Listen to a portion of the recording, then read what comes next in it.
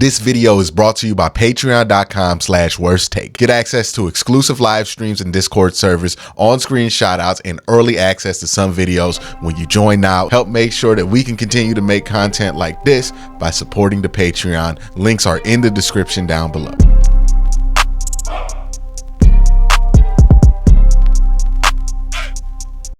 All right, so the Browns schedule went out, and I said if it got released before that god-awful 8-hour show that they're trying to make us watch to get these schedule information, that I would just kind of talk about it on here instead of doing the 3-hour simulcast for AFC North Talk. I will still be live reacting to the show on AFC North Talk, so if you want to check me out there. But if you just want to get my thoughts on the Browns roster and not necessarily get my thoughts on what the Steelers schedule is going to be like, the Ravens schedule is going to be like, and the Bengals schedule is going to be like, feel free to check out AFC North Talk. We'll be live at 8 o'clock. So by the time you watch this video, I'll probably be up live watching this stuff too. So y'all have that checked out. Make sure you check out AFC North Talk. But what we're going to talk about today is the Browns schedule, which has been leaked out. And these leaks are relatively pretty trustworthy because it's about how it fits with all the other teams. It's not necessarily exclusively about what you're hearing. There's math involved with this shit. So it's pretty easy for these schedules to leak out, basically. All right, so we know how the season starts. 425, week 1 versus Dallas, quasi-national spot, right? You're going to have Tom Brady on the call. It's going to be a game that a lot of people are watching. Now, the reason why that game's important is because you don't get another national TV game until November if you're the Browns. So the impression that you leave September 8th is going to be the impression that's going to be left in a lot of people's mouths for the rest of the season. But if we're not talking about impressions and we're talking about what's going to be important for this team to have the amount of leeway to grow into the type of offense that you want to do, this is a great start for the Browns. So their first 4 weeks of the season, they play September 8th Dallas at Cleveland. So they play home versus Dallas, 425, week 1. Week 2, they play at Jacksonville, 1 o'clock. Week 3, they play in Cleveland versus the New York Giants at 1 o'clock. And then they play the Las Vegas Raiders at 425 on CBS. More than likely not a national spot game. Tony Romo probably won't be on the call for Browns versus Raiders. So let's just talk about that first 4 weeks and why that's very fortunate for the Cleveland Browns. No division games. You don't love having division games in the first 4 weeks of the season. Too much stuff is trying to get fixed. And you could dig yourself into a hole if you do that. Look at what happened to Cincinnati last year, right? They were trying to figure it out early on, and they really dug themselves in a hole in the division. It cost them playoff positioning. So first 4 weeks, no division games. Good.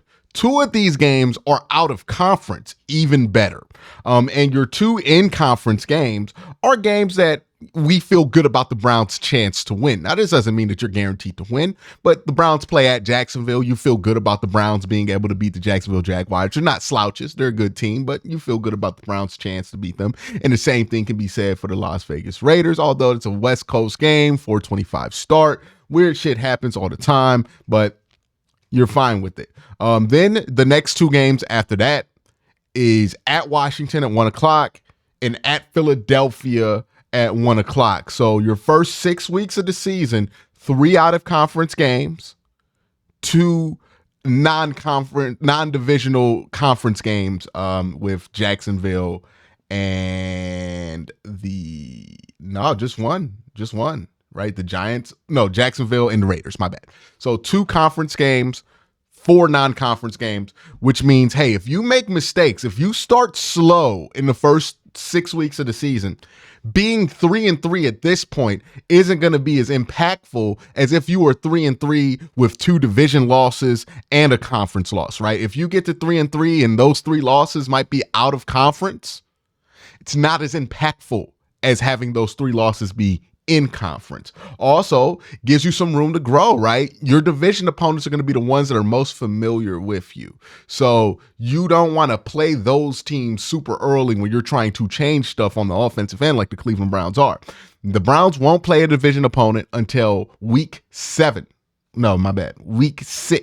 with Cincinnati. First 5 weeks of the season, first month in a week of the season, they don't have to play a division game. That's good. It's very good. That's exactly what the Browns wanted. You play Cincinnati in Cleveland, which you have a favorable record of. October 20th at 1 o'clock on CBS. Then you play Baltimore. Now, back-to-back division games is tough. That's going to be a tough gauntlet, but I think it's worth it because you get to start the season and get to figure out who you are before week 6. And by week 6, you should have Nick Chubb back. You should be who you are on the offensive end. Deshaun Watson should be able to shake whatever rust he has left, right? Like he should be who he is. By week 6, this team should be who they are offensively, or at least should be close to getting who they are. We talked about it. We just want to see Deshaun Watson put 6 to 8 straight weeks together of football. By then, hopefully he'll have that. Then you play the Chargers. And then you get a bye. So a little bit of a tough stretch there before your bye week. You get Cincinnati, you get Baltimore, you get the Chargers. But the good news is that you get some leeway, right? You get to figure out who you are before you get to that stretch. But it's going to be crunch time by the time you get to week 6. Now, week 10 will be the bye week for the Cleveland Browns. So that is the weekend of November 11th will be the bye week for the Cleveland Browns. All right, so you come off the bye and you play an out-of-conference opponent in New Orleans. So you play the New Orleans Saints, 1 o'clock on Fox. And then you get a Thursday night game. Now, I don't love having your Thursday night game be right at like your Thursday night games. Both of your Thursday night games are jammed right after that bye week. I don't love that, right? I would love it to be spread. But November 21st, you get a Thursday night game at Pittsburgh. And then you round that into a super long week. Well, no, my bad. Not at Pittsburgh. It's in Cleveland versus Pittsburgh. Home Thursday night game versus Pittsburgh. I don't think the Browns have lost in Cleveland to Pittsburgh in a while, and they certainly haven't lost on a primetime game in Cleveland to Pittsburgh in a little while. So that's favorable. Then you play Monday Night Football for whatever reason. Denver Broncos, Cleveland Browns. ESPN wanted that game. Don't know why. Yeah, I guess we're on Monday Night Football with that versus the Denver Broncos. And then you have Cleveland at Pittsburgh, 1 o'clock Sunday. So you get Pittsburgh 2 times in 3 weeks. Don't love it, but it's fine. You can live with it. Then you get Kansas City after that. And then you have pretty much a tough stretch here for the end of the season. Like, again, by the time you get to week 6, I think the Browns have to figure out who they are, right? And they have to be that for the rest of the season in order to hold up, because the schedule does give you a couple tough runs here, because you go Pittsburgh, you go Kansas City, you go Thursday night at Cincinnati, so that's going to be tough. And then you play Miami and Cleveland on Sunday Night Football. And in week 18, you're playing Baltimore. So a tough stretch here, right? You have 1, 2, 3, 4 division games after the bye week. It's going to be a tough stretch. But again, I prefer that than having a ton of division games at the beginning of the season, because if this offense takes just a little while to get on a roll, you don't want to be in a position where a team can snipe you that really shouldn't snipe you. So by the time you start to play those division games, you should be who you are. And if you lose, it's just because you couldn't win that game, not because you're getting sniped by a team that's not as good as you. But that's my thoughts on the schedule.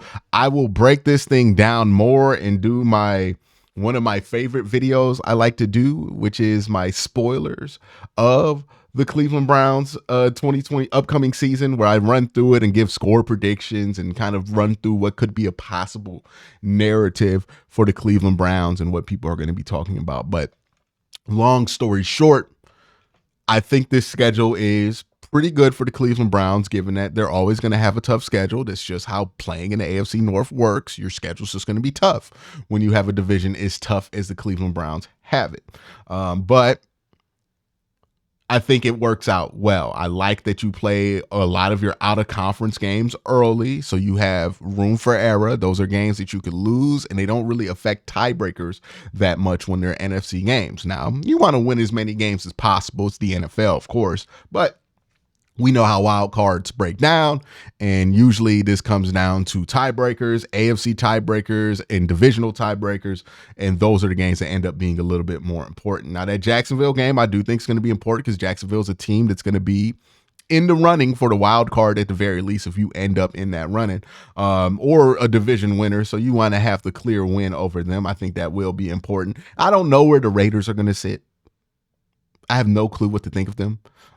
So I don't think that's going to be super important, but you do get some room to grow here, right? If you get out of here in that first 6 weeks of the season. So by the time you get to week 7, the first 6 weeks of the season, right? And you get out of there, you beat Jacksonville, you beat the Raiders, and you beat Dallas.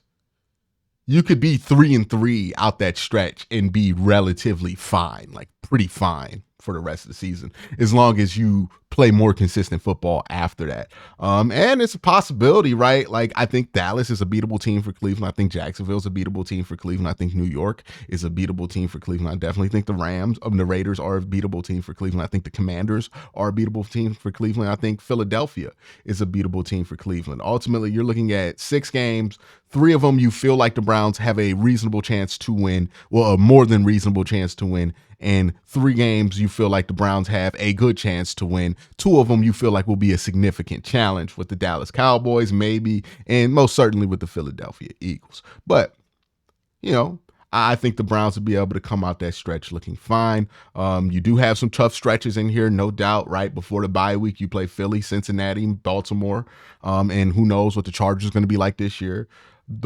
And then you come out of it, and at the end of the season, you have another tough stretch with Cleveland, where you're playing Baltimore, Miami, Cincinnati, Kansas City, Pittsburgh, who you can bet that Pittsburgh, Cincinnati, Cleveland, and Kansas City are going to be good. Miami could go anywhere, right? But you know that 4 of those 5 teams are going to be good. So that's going to be a very interesting thing to watch. I think this schedule, it's a tough schedule, but I think it's nothing that the Browns cannot handle. And again, with the schedule, it's hard to predict a ton of the variables that will happen. Like, you know, are you going to play Philadelphia when they're playing kind of clunky football, or are they going to be playing really clean football?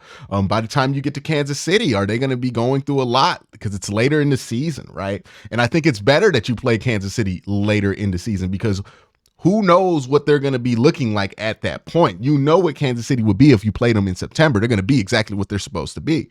But by the time you get to December, that's usually when Kansas City is in a little bit of a funk sometimes. For what Kansas City would describe as a funk, by the way, not like what normal teams would. Your Thursday night game, you're getting a home division game for Thursday Night Football. Very good. You getting a road Thursday night game in the division. Not great. Kind of cancels each other out.